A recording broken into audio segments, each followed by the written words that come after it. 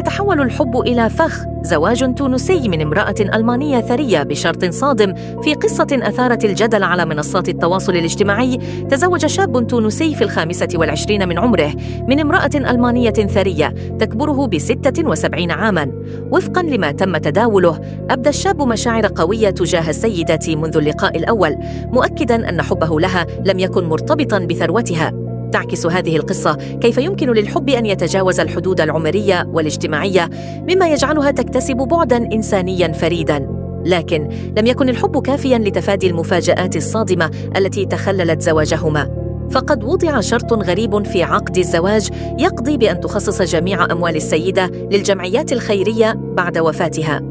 هذا الشرط ترك الشاب في حالة من الصدمة، حيث أدرك أن مشاعره قد تفقده مستقبلاً مادياً قد كان يأمل فيه، مما يزيد من تعقيد تجربته العاطفية.